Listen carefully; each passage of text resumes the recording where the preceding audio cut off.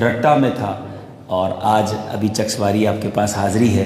اجتماع کے بعد اللہ نے چاہا تو انشاءاللہ چونکہ آج ہفتے کی رات ہے، مدنی مذاکرے کی رات ہے، امید ہے آپ بھی مدنی دیکھتے ہوں گے، تو بعد نماز عشاء انشاءاللہ اسلام ہو کر انشاءاللہ مدنی مذاکرے میں بھی کو ماہ رجب المرجب کی برکت عطا فرمائے۔ اچھی نیتیں کر لیتے ہیں۔ سرور کائنات صلی اللہ علیہ وسلم کا فرمان ہے، نیت المؤمن خیر من عملی، مومن کی نیت اس کے عمل سے بہتر ہوتی ہے۔ بیان میں شرکت کروں گا، ممکن ہوا تو بیان کی بیٹھ جائیں، جس طرح التحیات میں کہ موبائل فون کے توجہ جو ہے وہ بیان کی طرف رکھیں، درود پاک پڑھنے۔ مگر آج تصویر کا ایک دوسرا رخ میں آپ کے سامنے پیش کرنا چاہتا ہوں۔ اللہ کے حبیب علیہ الصلوۃ والسلام کا فرمان ہے، دیدار بھی نہ کر سکیں گے۔ اب ذرا غور کیجئے گا، مدنی چل کے سلام کا دیدار قیامت ذرا غور نہیں ہے۔ نبی پاک شافع روز محشر ہیں، سرور کائنات۔ کیا کمال کی بات شاعر لکھتے ہیں، فقط اتنا سبب ہے انعقاد بزم محشر کا، فقط اتنا سبب ہے۔ اعلیٰ حضرت نے بھی کی نا، یہ بھی بنی، یہ قیامت کے دن سارے لوگ حضرت آدم کے پاس، حضرت یہ سارا محشر سجایا گیا ہے، اور اسی دن ہوگا جو نبی پاک کا جلوہ بھی نہ دیکھ سکے گا، آقا کا دیدار نہیں ہوگا، تو پھر سارے معاملات سیدھے کیسے ہوں گے؟ ان کے پاس جائیں گے تو وہ بخشوائیں گے نا۔ اب سنیے وہ 3 بدقسمت کون ہوں گی۔ اور آج جو یہاں موجود اسلامی بھائی ہیں وہ بھی اپنے آپ، نبی پاک فرماتے ہیں والدین کا نافرمان بھی نہیں دیکھ سکے گا۔ وہ نوجوان جن کے ماں باپ زندہ ہیں، حیات ہیں، ان کی دعائیں لو، ان کی نہ کرنا۔ اگر وہ ناراض ہو گئے تو کہیں قیامت کے دن نبی پاک کا چہرہ بھی نہ دیکھ سکے۔ ماں باپ کے سامنے شاؤٹ کرتے ہیں، ماں باپ کے سامنے بلند آواز سے بات کرتے ہیں، انہیں ستاتے ہیں، ایسا کبھی بھی نہ کرنا۔ دوسرا بدنصیب، نبی پاک فرماتے ہیں میری سنت کو چھوڑنے والا، سنت سے منہ موڑنے والا، سنت کو ترک کرنے والا قیامت کے دن میرا چہرہ نہیں دیکھ سکے گا۔ کھا بھی رہے ہیں، پی بھی رہے ہیں، کپڑے بھی پہن رہے ہیں، زندگی کے بہت سارے کام کر رہے ہیں، کاروبار بھی کر رہے ہیں، فیملی میں بھی جا رہے ہیں، دوستوں میں بھی جا رہے ہیں، پوری زندگی میں غور کرو، صبح سے شام تک، from the morning till evening, ہم کتنی سنتوں کو چھوڑ رہے ہیں، کتنی سنتوں پر عمل کر رہے ہیں؟ اپنے آپ سے پوچھ لیجئے۔ کپڑے پہنتے ہیں، لباس پہنتے ہیں، سنتوں والا ہے، چہرہ سنتوں والا ہے، میری باتیں سنتوں والی ہیں، میرا کھانا پینا، اٹھنا بیٹھنا، چلنا پھرنا، لینا دینا، کاروبار، فیملی، نبی پاک کی سنت تو ہر میدان میں موجود ہے نا۔ ہماری رہنمائی سنت میں تو پوری زندگی کے معاملات میں ہے، لیکن کیا ہم ان سنتوں پر عمل کر رہے ہیں؟ کیونکہ جو سنتوں سے دور رہنے والا قیامت کے دن نبی پاک کا چہرہ نہیں دیکھ سکے گا۔ اللہ سلامت رکھے دعوت اسلامی کے مدنی ماحول کو۔ کیا پیارا مدنی ماحول ہے جس میں سنتیں سکھائی جاتی ہیں، سنتوں پر عمل کروایا جاتا ہے۔ بزرگ بیٹھے، پوچھئے ان سے، سفید داڑھی والے ہمارے بزرگ بیٹھے، کبھی ان سے پوچھئے گا کیا آج سے 30-35 سال پہلے اتنے نوجوان داڑیاں رکھتے تھے؟ کیا اتنے نوجوانوں کے سروں پر امامے تھے؟ یہ کرم ہے دعوت اسلامی کے مدنی ماحول کا، اور امیر اہل سنت کا ایک ایسا فیضان ہے کہ آج صرف پاکستان میں نہیں، دنیا کے کونے کونے میں، مغربی ممالک میں بھی آج نوجوان سروں پر امامہ سجائے، چہرے پر داڑھی سجائے، سنتوں کا لباس پہنے، سنتوں پر عمل کرتے نظر آتے ہیں۔ تو ہمیں اس مدنی ماحول سے وابستہ رہنا ہے اور سنتوں پر عمل کرنا ہے، کیونکہ نبی پاک کی سنت والا جو راستہ ہے نا، وہ جنت والا راستہ ہے۔ ہاں میں صحیح بتا رہا ہوں، ہم سارے ہی چاہتے ہیں نا جنت میں جائیں، اور کاش نبی پاک کے ساتھ جائیں۔ اللہ کے حبیب علیہ الصلوۃ والسلام فرماتے ہیں کہ جس نے میری سنت سے محبت کی اس نے مجھ سے محبت کی، اور جس نے مجھ سے محبت کی وہ میرے ساتھ جنت میں جائے گا۔ تو نبی پاک کے ساتھ جنت میں جانے والا راستہ کون سا ہے؟ سنت پر عمل کرنے والا۔ اور سنت کو چھوڑنے والا راستہ کون سا ہے؟ کہ جو جہنم میں جانے والا، آقا سے دور ہونے والا راستہ ہے۔ اب آپ طے کر لیجئے، آج جتنے بھائی میرے بیٹھے ہیں، فیشن اپنانے ہیں، انگریزوں کے طریقے اپنانے ہیں، نبی پاک کی سنتوں کے سے دور رہ کر زندگی گزارنی ہے۔ بدقسمتی تو یہ ہے، ایک تو نوجوان آج کا ماڈرن سنت پر عمل نہیں کرتا۔ چلے بھائی آپ عمل نہیں کر رہے، ایٹ لیسٹ پیار تو کرے نا سنت سے، محبت تو کرے نا، جو سنت سجا رہا ہے اس کی عزت تو کرے نا۔ مگر شیطان ایسا دل پر حاوی ہو گیا کہ سنت پر عمل بھی نہیں کرنا ہے، اور جس نے عمل کرنا ہے اس کی توہین کرنی ہے، اس کا مذاق اڑانا، وہ اچھا نہیں لگتا۔ ذرا سوچئے نا یہ کیسا عشق رسول ہے کہ جس نبی کا کلمہ پڑھا اس نبی کی سنت پر عمل کرنے والا اچھا نہیں لگتا۔ یاد رکھیے سنت کی توہین بعض اوقات کفر تک لے جاتی ہے۔ ایسا نہ ہو کہ ایمان سے ہی ہاتھ دھو بیٹھے انسان۔ اور اب جو تیسری بات ہے بڑی امپورٹنٹ، اللہ کے حبیب علیہ الصلوۃ والسلام فرماتے ہیں، جس کا مضمون ہے کہ جس نے جو تیسرا وہ شخص جو آقا فرماتے ہیں میرا دیدار نہیں کر سکے گا قیامت کے دن، وہ کون ہوگا؟ نبی پاک فرماتے ہیں کہ جس کے سامنے میرا ذکر ہو اور وہ مجھ پر درود نہ پڑھے۔ تو تین باتیں ہو گئی نا، کہ نبی پاک کی سنت سے منہ موڑنے والا، ماں باپ کا نافرمان، اور آقا علیہ الصلوۃ والسلام کا ذکر ہو اور وہ درود نہ پڑھے، قیامت کے دن وہ نبی پاک کا چہرہ نہیں دیکھ سکے گا۔ تو اب ہمیں درود پاک کے بارے میں بھی پتہ چل گیا کہ درود پڑھنا ہے، بار بار پڑھنا ہے، اور جب خاص طور پر نبی پاک علیہ الصلوۃ والسلام کا نام لیا جائے، ہم سنیں تو ضرور درود پاک پڑھیں، کہیں ایسا نہ ہو کہ قیامت کے دن کی محرومی ہمیں مل جائے۔ آئیے مل کر محبت کے ساتھ باآواز بلند درود پاک پڑھ لیں۔ صلو علی الحبیب صلی اللہ تعالی علی محمد صلی اللہ علیہ وسلم۔ بیٹے بیٹے اسلامی بھائیوں، بڑا ہی مبارک، بڑا ہی پیارا پرکیف مہینہ ہمارے درمیان ہے۔ اس مہینے کے حوالے سے بھی کچھ سنتے ہیں اور اپنی آخرت کو بہتر بنانے کی کوشش کرتے ہیں۔ حضرت عیسیٰ علیہ الصلوۃ والسلام کے دور کا ایک واقعہ ہے کہ ایک شخص مدت سے کسی عورت پر عاشق تھا۔ ایک بار اس نے اس عورت کے ساتھ برے کام کا ارادہ کیا اور اس کو اپنے قریب لایا، مگر اس نے دیکھا کہ لوگوں میں ہلچل ہے اور وہ کچھ دیکھ رہے ہیں۔ تو پتہ چلا کہ لوگ چاند دیکھ رہے ہیں۔ تو اس شخص نے پوچھا کہ کس مہینے کا چاند دیکھ رہے ہیں، آج لوگ کیوں جمع ہیں، چاند کس مہینے کا دیکھ رہے ہیں؟ تو جواب دیا گیا کہ رجب کا چاند دیکھ رہے ہیں۔ حالانکہ وہ شخص مسلمان نہیں تھا، حضرت عیسیٰ پر بھی ایمان نہیں لایا تھا۔ تو لیکن جب جیسی رجب شریف کا ارادے سے باز آیا، اس عورت سے الگ ہو گیا، حضرت عیسیٰ علیہ الصلوۃ والسلام کو حکم ہوا بندے کی ملاقات کو جاؤ۔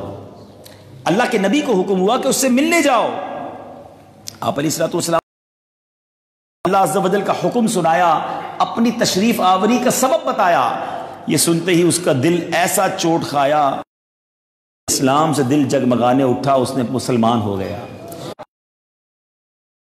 دولت نصیب کر دی۔ آج رجب پھر آیا ہے، آج دوسری شب ہو گئی ہے، مگر سوال یہ ہے تبدیلی آئی، کوئی احتیاط، کوئی احترام کہ یار رجب آ گیا، اب گناہ نہیں کرنے، اب نمازیں پڑھنی ہیں، اب عبادت زیادہ کرنی ہے۔ ان انفسکم، یعنی ترجمہ کنز الایمان، تو ان مہینوں میں اپنی جان پر ظلم نہ، والے مہینے ہیں نا، اس پہ قرآن کہتا ہے گناہ نہ شروع ہو گئی۔ سبحان اللہ، رجب المرجب کے تو اتنے فضائل ہیں، انشاءاللہ بھی آگے سنیں گے، لیکن اس واقعے سے ایک اور جاتا ہے، مگر پھر بھی ہم توبہ کی طرف نہیں آتے، ہم اللہ کی رحمت کی طرف قدم نہیں بڑھاتے۔ ایک اور اللہ کی رحمت کا شاندار واقعہ، السلام نے اپنے صحابہ کو یہ واقعہ سنایا۔ اس حدیث کے راوی حضرت ابو ہریرہ رضی اللہ تعالیٰ عنہ ہے۔ اب ذرا کمال نہیں آئی نا، نبی پاک آج سے بھی اپنے صحابہ کو بتا رہے ہیں کہ قیامت کے دن کیا ہوگا ایک شخص کے ساتھ۔ لوگ کہتے ہیں غیب تھا نہیں تھا، پیارے آقا کے پاس علم غیب تھا یا نہیں تھا، مجھے بتائیے، میں بخاری کی حدیث سنا رہا ہوں، میرے آقا قیامت کے دن کیا ہونا ہے اپنے صحابہ کو بتایا کرتے۔ تو شاعر صحیح کہتے ہیں، جو ہو چکا ہے جو ہوگا حضور جانتے ہیں۔ میرے آقا کو رب نے علم عطا فرمایا، وہ جانتے ہیں۔ آقا فرماتے ہیں کہ جب اللہ تبارک و تعالیٰ بندوں کے مقدمات سے فارغ ہوگا، جب حدیث پاک کا مضمون ہے جنت والے جنت میں چلے، تو ایک آدمی ایسا ہوگا جو جنت اور دوزخ کے درمیان رہ جائے گا، اور اس کے گناہوں کی سبب، اس کی خطاؤں کے سبب اس کا چہرہ جو ہے وہ جہنم کی طرف ہوگا دونوں کے درمیان، مگر چہرہ جہنم کی طرف ہوگا، اور جہنم سے سخت بدبو، ہوا، گرمی۔ وہ بندہ اللہ کی بارگاہ میں عرض کرے گا، یا اللہ مجھے میرے چہرے کو جہنم سے پھیر دے، میں تیرا بندہ ہوں مالک، مجھ پر رحم کر۔ جب کھڑا ہی رکھنا ہے تو کم از کم جہنم کی طرف تو منہ نہ ہونا، میرے چہرے کو جہنم سے پھیر دے، اس کی بدبو، اس کی گرمی نے مجھے جھلسا دیا ہے۔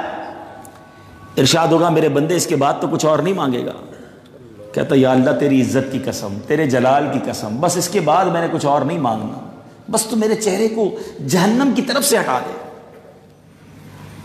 اللہ تبارک و تعالیٰ اس کے چہرے کو پھیر دے گا، اور اس کا چہرہ اب جنت کی طرف ہو جائے گا۔ اب وہ دور سے جنت کی بہاریں دیکھ رہا ہوگا، ٹھنڈی ٹھنڈی پیاری پیاری ہوائیں۔ حدیث کے الفاظ ہے کافی دیر تک، جب تک اللہ چاہے گا وہ بندہ خاموش کھڑا رہے گا، صبر کرے گا، پھر اللہ سے عرض کرے گا مولا تو کریم ہے، تو رحیم ہے، مجھے تھوڑا جنت کے قریب بھی تو کر دینا، اتنا دور سے جنت دیکھ رہا ہوں۔ اللہ فرمائے گا میرے بندے تو نے وعدہ نہیں کیا تھا کہ تو اب کچھ اور نہیں مانگے گا؟ کہ یا اللہ بس اس بار مجھے جنت کے قریب کر دے۔ ارشاد ہوگا پھر تو کچھ نہیں مانگے گا؟ کہ یا اللہ اس کے بعد تیری قسم کچھ نہیں مانگوں گا، بس مجھے تھوڑا سا جنت کے اور قریب کر دے، اپنی آنکھوں سے جنت کو دیکھوں۔ اب اسے جنت کے قریب کر دیا جائے گا، جنت کے دروازے کے قریب جا کر کھڑا کر دیا جائے گا۔ کافی دیر تک تو وہ خاموش رہے گا جب تک رب چاہے گا۔ اب جنت کی خوشگوار ہوائیں، خوشبوئیں، لہلہاتے، جو بھی اس کے مناظر ہیں وہ دیکھ رہا ہوگا۔ کافی دیر کے بعد وہ اللہ سے عرض کرے گا مولا دروازے تک پہنچا دیا ہے، کرم کر دے مالک، جنت میں داخل بھی فرما دے۔ اللہ فرمائے گا اے ابن آدم تو کتنی بار وعدہ توڑے گا؟ تو نے کتنے وعدے کیے؟ تو نے بار بار مجھے کہا کہ اب اور کچھ نہیں مانگوں گا، پھر وعدہ توڑ رہا ہے۔ یا اللہ مجھے محروم نہ کر، تو مالک، تو کریم، میں تیرا بندہ، اتنی قریب جنت میں بلا کر پھر داخل نہیں کر رہا، کرم کر دے مالک۔ وہ گر گڑائے گا۔ اللہ اکبر، میرے رب کی شان دیکھو، رب اسے جنت میں داخل فرما دے گا، اور داخل کر کے فرمائے گا مانگ، کیا مانگتا ہے، کیا چاہیے تجھے؟ اب وہ بندہ اپنی خواہشوں کا اظہار کرے گا، مجھے یہ بھی چاہیے، مجھے یہ بھی چاہیے، مجھے یہ بھی چاہیے۔ جتنی خواہشیں وہ کرنی ہوں گی کرے گا۔ اللہ فرمائے گا جو تو نے مانگا وہ بھی تجھے دیا جاتا ہے، اس سے 10 گنا اور زیادہ دیا جاتا ہے۔ اللہ اللہ، نبی پاک نے صحابہ اکرام کو یہ واقعہ سنایا۔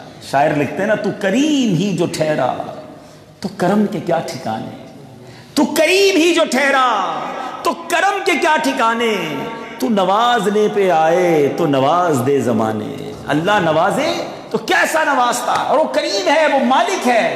دراصل میٹھے اسلامی بھائیوں سمجھنا کیا ہے کہ اللہ کی جو رحمت ہے نا، اللہ تعالیٰ جو کریم رحمان رحیم ہے، وہ چاہتا یہی ہے، اس کی رضا یہی ہے کہ اس کے بندے بخشے جائیں۔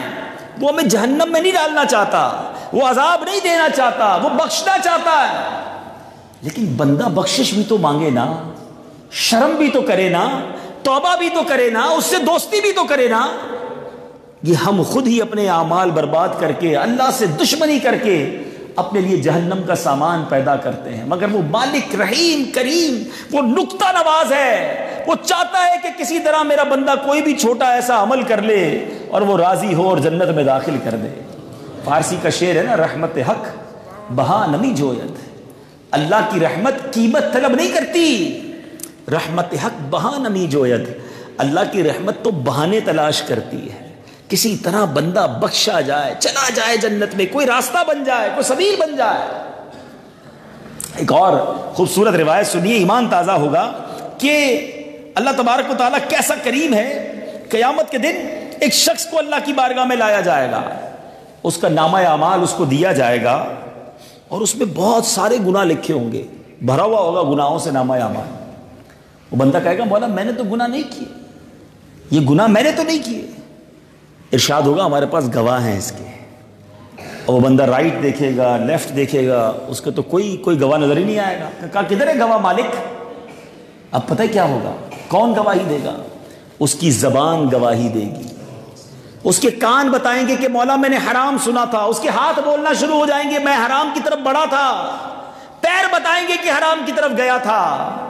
اے چھپ چھپ کر گناہ کرنے والوں سنو، ہم دروازہ بند کر دیتے ہیں، سمجھتے ہیں کوئی دیکھ نہیں رہا، لائٹ آف کر دو تاکہ کسی کو پتہ نہ چلے، ہینڈز فری لگا لو موبائل میں تاکہ جو میں دیکھ رہا ہوں، جو میں سن رہا ہوں، کسی کو پتہ نہ چلے۔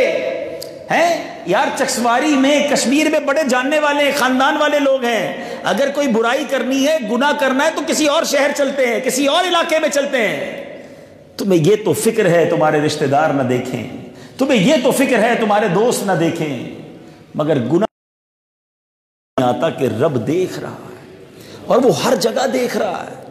حضرت سیدنا ابراہیم بن ادم رحمۃ اللہ تعالی کی بارگاہ میں ایک شخص حاضر ہوا نا، کہا حضور بہت گناہ کرتا ہوں، بڑے گناہ ہیں، کسی طریقے سے گناہ چھوٹتے نہیں ہیں، کوئی طریقہ بتائیے۔ ایسے میسیجز ہمیں بھی آتے ہیں، خط بھی لکھتے ہیں لوگ کہ حضرت بتائیے گناہ نہیں چھوٹتے۔ سنو، حضرت ابراہیم بن ادم نے 3-4 مدنی پھول انہیں دیے اور کمال کے دیے۔ آپ نے فرمایا کوئی بات نہیں، گناہ کرنے کا جب جی چاہے نا، میں کیسے اس کی نظروں سے چھپ سکتا ہوں، ساری کائنات اس کی نگاہوں میں ہے۔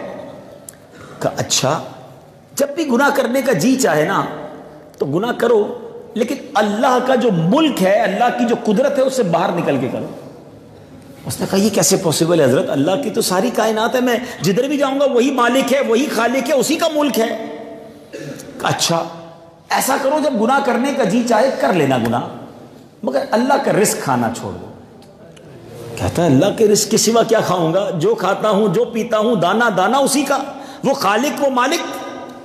فرمایا اچھا گناہ کرنے کا جی چاہتا ہے کر لینا گناہ، لیکن ایک کام کرنا، جب ملک الموت آئے نا تمہاری روح قبض کرنے تو انہیں منع کر دینا کہ نہیں بھائی میں نہیں اپنی روح دیتا، ابھی توبہ کروں گا۔ تو کہا حضرت یہ کیسے پاسبل ہے، لمحہ سیکنڈ سب لکھا ہوا ہے، ملک الموت آئیں گے میں کچھ نہیں کر سکوں گا، مجھے جانا پڑے گا دنیا سے۔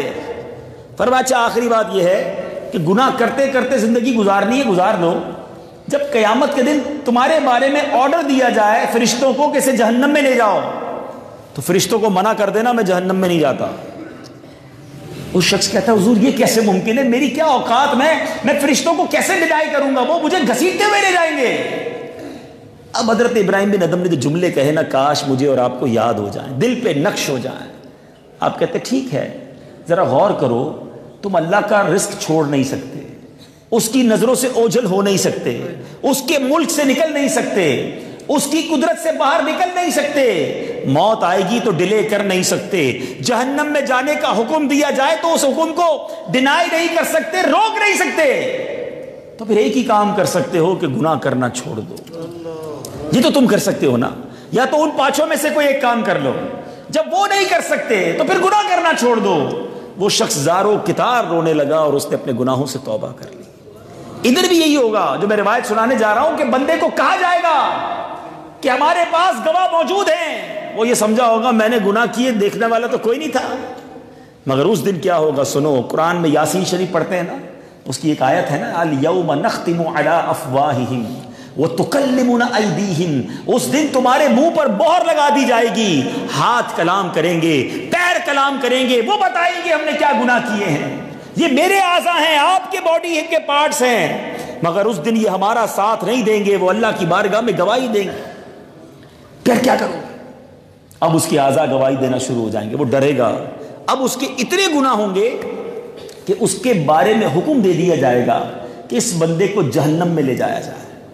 لیکن اب کمال دیکھیں اللہ کیسا کریم ہے، میں نے کہا نا اللہ کی رحمت بہانے تلاش کرتی ہے، اس بندے کی آنکھ کا ایک بال اللہ کی بارگاہ میں ریکویسٹ کرے گا، عرض کرے گا مولا مجھے کچھ کہنا ہے، میں بھی کچھ کہنا چاہتا ہوں، ایک بار ارشاد ہوگا ٹھیک ہے کہو، وہ کہے گا یا اللہ کیا تو نے وعدہ نہیں کیا تھا کہ جو بندہ اس کی آنکھ سے تیرے خوف میں آنسو بہے تو اس پر جہنم کی آگ کو حرام کر دے گا، میں اسے بخش دوں گا۔ اللہ فرمائے گا کیوں نہیں، اب وہ بال عرض کرے گا مولا میں گواہی دیتا ہوں بندہ بڑا گناہگار ہے، واقعی بڑے گناہ کیے ہیں، مگر ایک دن ایسا بھی آیا تھا مالک یہ تیرے خوف سے رویا تھا اور میں ایک آنکھ کا بال اس سے بھیگ گیا تھا، بہت زیادہ آنسو نہیں، صرف آنکھ میں جو بال تھا، اے اللہ تیرے خوف سے یہ رویا تھا اور میں بھیگ گیا تھا۔ اللہ اکبر، اللہ پاک اس بندے کو جنت میں جانے کا حکم سنا دے گا، اور قیامت کے دن اعلان ہوگا کہ یہ وہ شخص ہے جو اپنے آنکھ کے ایک بال کی وجہ سے جہنم سے بچ کر جنت میں داخل ہو گئے۔ یہ ہے میرا مالک، یہ ہے وہ کریم، اس کی رحمت یوں برسنا چاہتی ہے۔ مگر مسئلہ یہی تو ہے کہ ہم اللہ سے دوستی نہیں کرتے، ہم توبہ نہیں کرتے، ہم گناہ نہیں چھوڑتے۔ یقین کریں اس کی رحمت کیسی ہے، حدیث پاک ہے نا، نبی پاک فرماتے التائب من الذنب کمن لا ذنب له، گناہوں سے توبہ کرنے والا ایسا ہے جیسا اس نے گناہ کیا ہی نہیں ہے، ڈیلیٹڈ۔ لیکن ہم ہیں کہ وہ ڈیلیٹ کے بٹن کو نہیں بلکہ مور کے بٹن کو دبا رہے ہیں، ہم پلس کرتے جا رہے ہیں، ہم دن رات گناہ کرتے جا رہے ہیں، ہم اللہ کی فرما برداری کی طرف نہیں آ رہے، ہم توبہ کی طرف نہیں آ رہے، ہم اس کی خوشنودی کی طرف نہیں آ رہے۔ ایسا مبارک مہینہ آیا ہے، یقین جانو یہ رحمت والا مہینہ ہے۔ رجب کے 3 حرف ہیں نا، را، جیم اور با۔ علماء کہتے ہیں اس سے مراد یہ ہے کہ را سے مراد رحمت الہی ہے، جیم سے مراد بندے کے جرم ہیں، اور با سے مراد بر یعنی بھلائی کے ہیں۔ اعلان ہو رہا ہے کہ میری رحمت اور میری بھلائی کے درمیان میرے بندے کے جرموں کو کر دو، میں اس کو معاف فرما دوں۔ برسات رحمت کی ہو رہی ہے، کرم کے دروازے کھل گئے ہیں، مگر ہم میں کوئی اثر نہیں ہے، کوئی تبدیلی نہیں ہے۔ آپ کو معلوم ہے رجب کے پہلے دن کا روزہ، آج بھی کئی خوش نصیبوں نے روزہ رکھا، رجب کے پہلے دن کا روزہ 3 سال کا کفارہ ہے، رجب کے دوسرے دن کا روزہ 2 سال کے گناہوں کا کفارہ، رجب کے تیسرے دن کا روزہ 1 سال کے گناہوں کا کفارہ، اور جو رجب میں باقی دنوں میں روزے رکھے ہر روزہ 1 ماہ کے گناہوں کا کفارہ ہے۔ تو یہ مہینہ روزے رکھنے والا، یہ مہینہ توبہ کرنے والا، یہ مہینہ نمازیں پڑھنے کے لیے آیا ہے۔ علامہ صفوری رحمۃ اللہ تعالی علیہ کمال کی بات لکھتے ہیں، آپ فرماتے ہیں کہ رجب بیج بونے کا مہینہ ہے، سیڈنگ کرنے کا۔ ماشاءاللہ میں نے دیکھا بڑے کھیت ہیں آس پاس، جو کھیتی باڑی وغیرہ کرتے ہیں، زمیندار ہیں، وہ ذرا جلدی سمجھ جائیں گے۔ پہلے بیج بوتے ہیں نا، پھر پانی ڈالتے ہیں۔ بیج نہ بوئے اور انتظار کرے کہ فصل نہیں آ رہی، فصل نہیں نکل رہی، تو لوگ کہیں گے پاگل ہو گئے، پہلے بیج تو ڈالو بھائی، بیج ڈالو گے تو فصل نکلے گی نا۔ اور بیج بھی جیسا ایسا تو نہیں ہوتا نا آم کا بیج ڈالیں اور سیب نکل آئے، سیب کا بیج ڈالیں اور خربوزہ نکل آئے، جیسا بیج ڈالو گے ویسی فصل نکلے گی۔ اب خود غور کر لیں کہ ہم اپنی آخرت کے لیے بیج کون سا ڈال رہے ہیں۔ حرام روزی کا بیج رحمت کی فصل ملے گی، جیسی کرو گے ویسی بھرو گے نا۔ علامہ صفوری کہتے ہیں رجب جو ہے نا وہ بیج بونے،